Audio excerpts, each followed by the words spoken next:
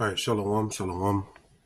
Before I get started, I want to start off by giving all honor and glory to Yahweh, Bahashem, Yahweh Shai, Bahashem, Rekah Chodash, Laiwalam Yam. Double honors to my apostles and elders at Great Millstone. Shalom to the elect, the ones out there doing this work diligently, and chiefly keeping the faith, making your calling and your election sure. I'm going to get right into it. Now, the Spirit jumped on me to do this lesson because I was listening to the elder apostles live camp, and I remember Elder Apostle Tahar mentioning economic warfare or embargo. So the Spirit jumped on me to get information concerning these particular words that he used. I'm pretty sure he went on to explain it in the video, but I want to dive a little bit deeper. Hopefully this is edifying. All right. Now, this is the definition of the word embargo, according to the online etymology dictionary. It says ordering or order forbidding ships from certain other nations from entering or leaving a nation's ports. Okay. It says seizure, arrest, restrain, impede, arrest. You see, so embargo means to restrain or to stop ships from going to certain nations, right? Now, this could happen with China. If let's say if China wanted to just stop allowing goods to come into America, that can happen. You see, and that's something called an economic warfare. That's something called economic warfare, right? Here's embargo according to Google. Embargo. It says an official ban on trade or other commercial activity with a particular country. See, China is actually part of the BRICS. So an embargo could happen, you see, because the BRICS are against the G7. And I'm going to bring out some information on that too as well. It says impose an official ban on trade or a country or commodity, seize a ship or goods for state service. Let's see if I can get a little bit more. So this is the definition of the word embargo, right? Now let's get the definition of the word economic warfare, right? Now, economic warfare, according to Google, give me one moment. Economic warfare, according to Google, is a strategy used by countries to weaken the economy of another country with the goal of reducing its military and political power, right? It says it can involve trade embargoes. See, I just brought out the definition of the word embargo, all right, which means to seize or to stop ships from coming into another's port. Another could be sanctions, tariffs, right? Boycotts, freezing capital assets. So these are all different type of examples. I'm going to get other examples as well. Suspending aid, prohibiting investment. You see, fomenting labor strikes. It says the goal of economic warfare is to force a country to change its policies or behavior, or to make it difficult for the country to conduct normal relations with other countries. You see?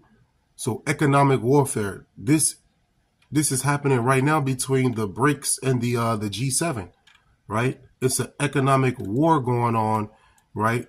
And the BRICS are winning, okay? And I'm going to get some information on the BRICS too as well. Salakia, my mouse is acting up. All right, let's continue on. Economic warfare has been used since ancient Greece and was a central part of both world wars. You see, the United States has also used economic warfare to punish, weaken, and deter certain behaviors internationally.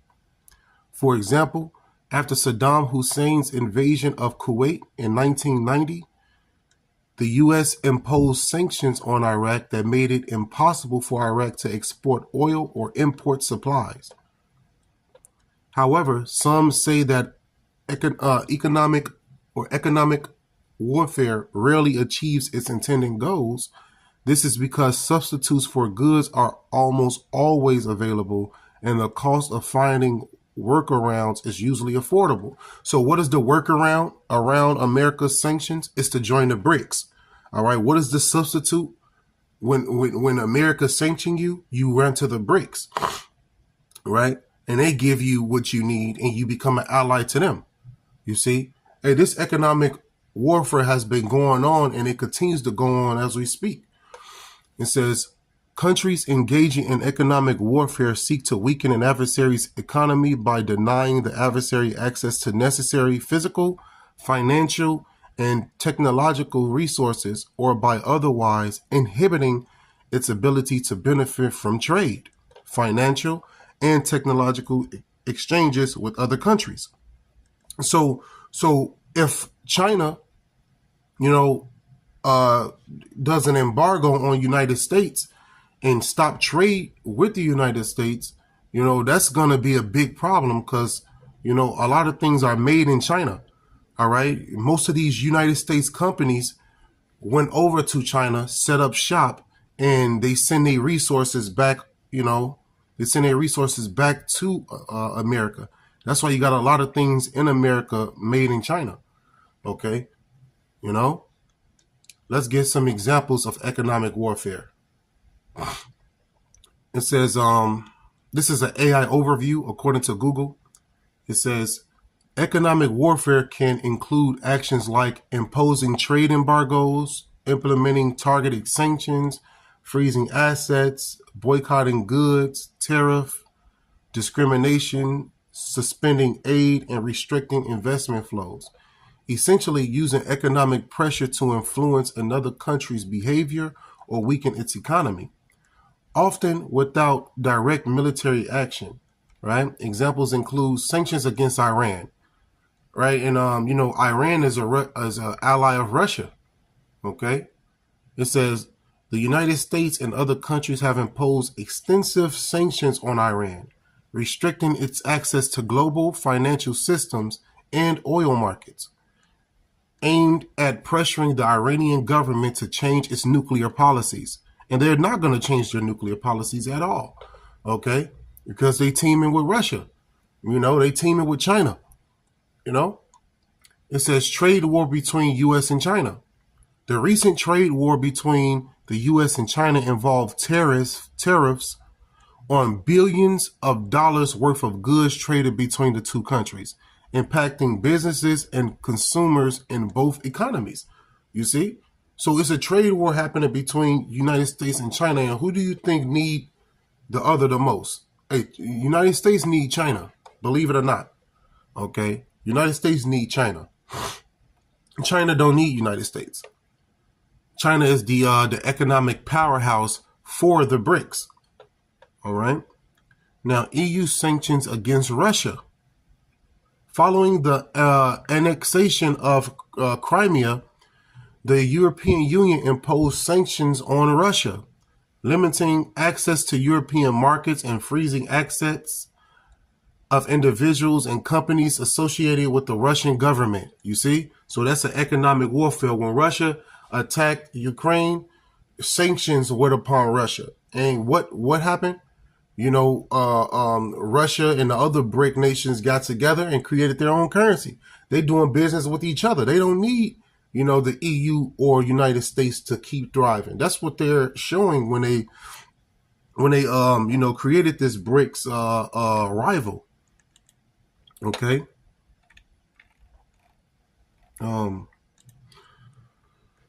Let's continue on.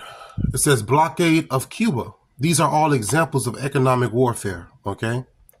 It says the U.S. has maintained a long-standing economic blockade against Cuba, restricting trade and travel between the two countries. You see? Hey, America, man, been putting sanctions on a lot of people, and they're tired of it. That's why they're joining the BRICS. World War II Allied strategy against Germany. It says during World War II, the Allies employed economic warfare by bombing key German industrial facilities and attempting to disrupt disrupt its supply chains, aiming to cripple its war production capabilities. Okay, that's another example of economic warfare. Another one is a boycott of South Africa apartheid regime. It says during the apartheid era, international boycotts against South Africa were used to pressure the government to dismantle its discriminatory policies. Okay, so America will go over to a land and push its democracy. If the country don't accept the philosophies, the democracy of the beast, then they put sanctions on that country and stop them from trading, stop them from getting their resources that they make money on. Is they stop them from allowing their resources to trade with other countries, or they'll just bomb specific locations that's made for trading. You see, hey, these people are tired of America, man. It says key points to remember about economic warfare. Let me see. What is this word?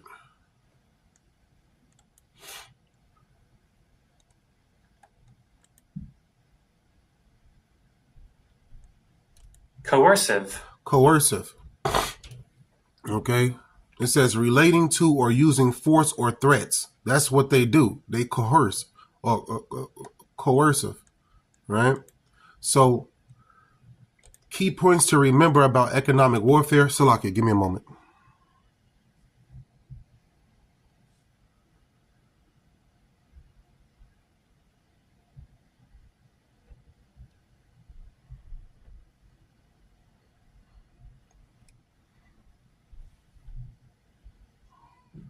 Okay.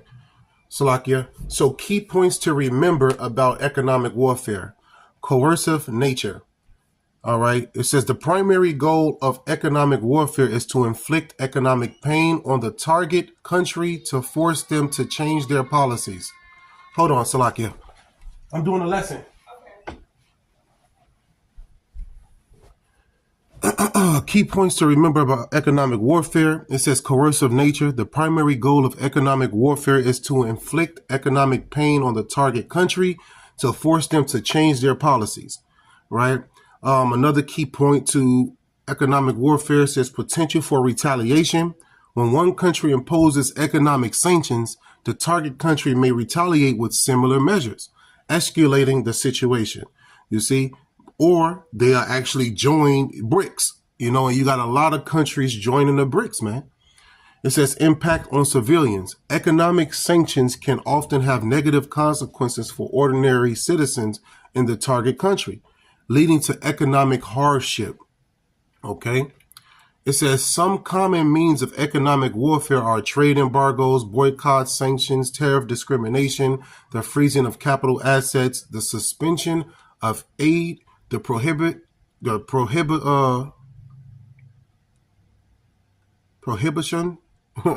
Salakia.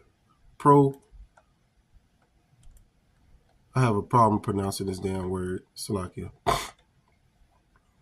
Prohibition. That's it. Salakia.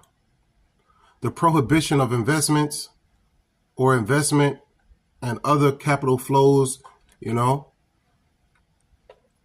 What is an example of a war economy?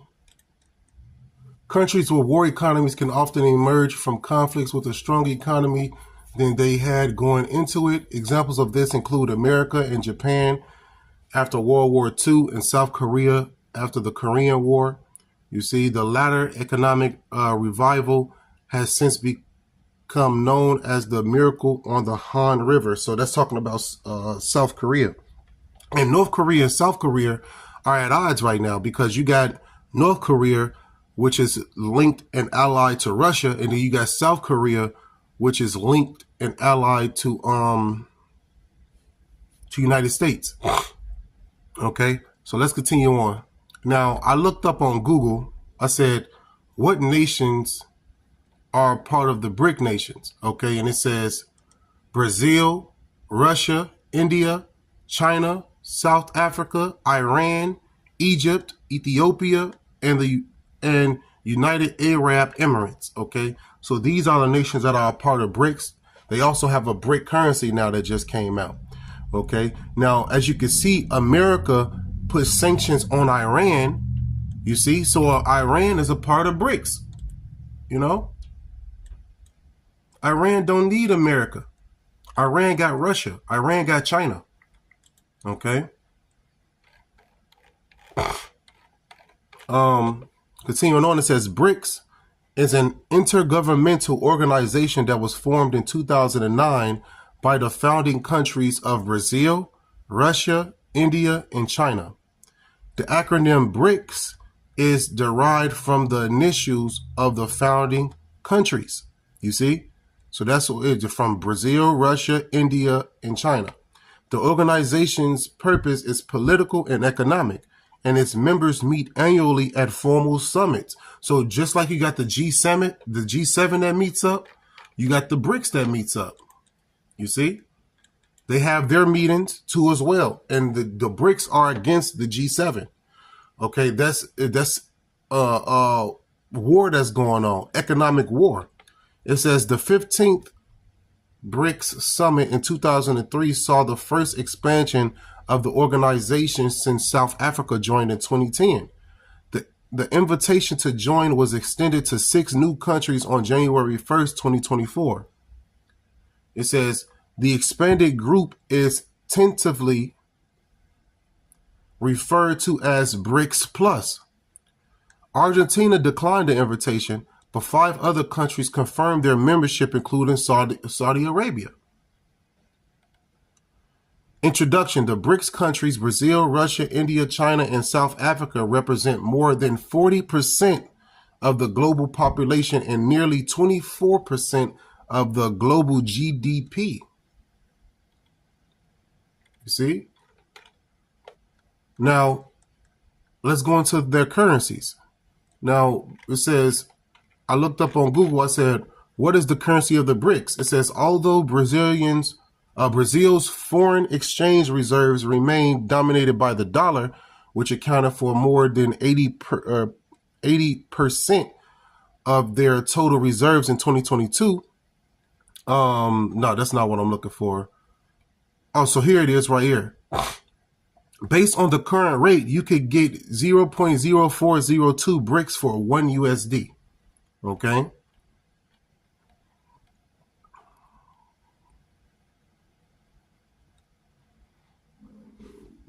Slovakia. So you got the BRICS out here with their coin.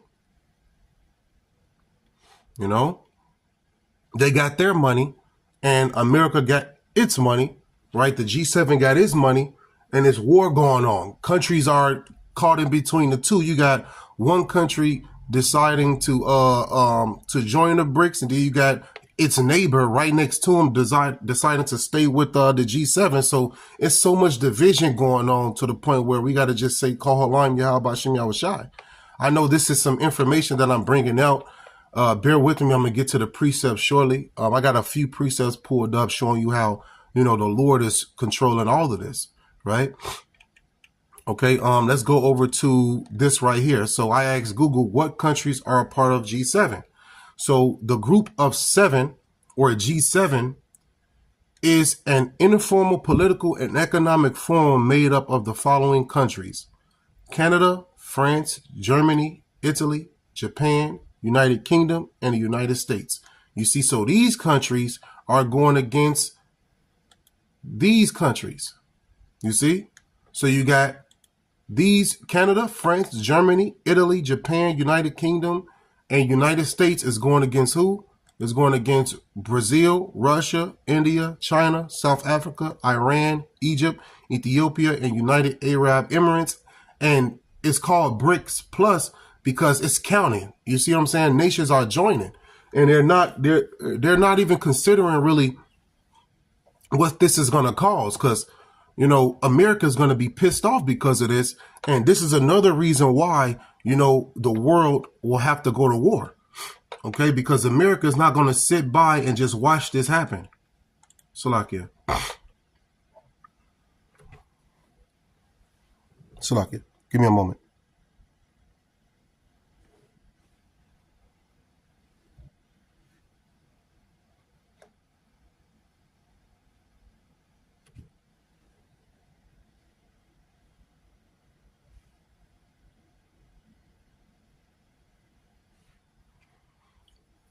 Okay, let's continue on. It says the European Union, the EU, is also a non-enumerated member of the G7 and is represented by the President of the European Council and the President of the European Commission. Okay, so the EU is a part of the G7. Really, they're just they're not officially part of it. Okay, they're neighbors to it, if you will, right? They help out the G7.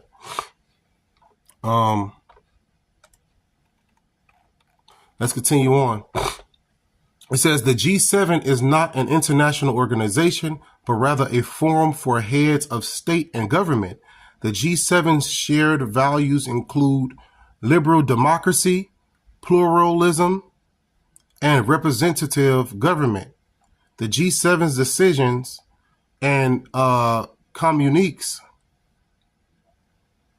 have a significant impact on global governance and decision-making processes. The G7's origins date back to the early 1970s when the leaders of the US, UK, France, West Germany, and Japan met in Paris to discuss the oil crisis and recession. The presidency of the G7 rotates annually among the member countries. Italy is the current president of the G7, succeeding Japan, and will hand over the presidency to Canada on December 31st, 2024. So Canada will become the newest president of G7 December 31st, 2024. So that's coming up pretty soon. Okay. It says the G7, which includes Canada, France, Germany, Italy, Japan, the United Kingdom, and the United States, has met regularly since the mid-1980s at the finance minister and central bank governor level. Okay, so these are the nations that's going against each other. These are the nations that are a part of the economic warfare. Okay. Now, let me see here. Now, this is the G7 currencies refer to 7 currencies. It's the United States dollar, the euro, Japanese yen, the pound sterling, the Australian dollar, Canadian dollar, and the Swiss franc. So that's the currencies associated with the G7. Like I said, this is just some quick information I wanted to get out to the people.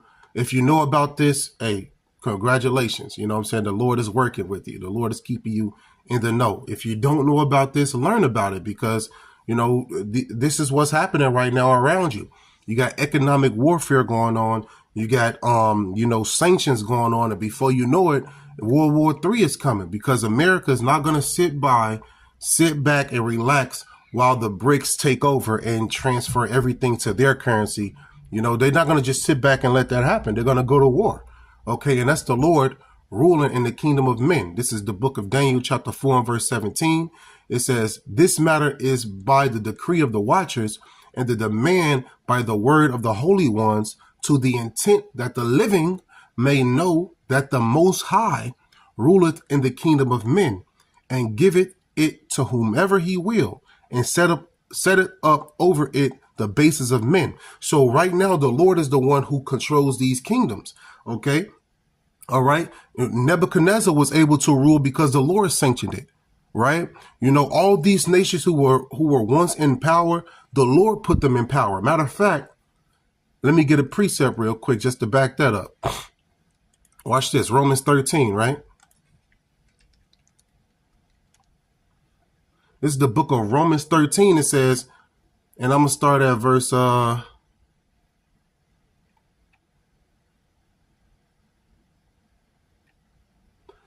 It says, let every soul be subject unto the higher powers, for there is no power but of God, right? But of the Most High.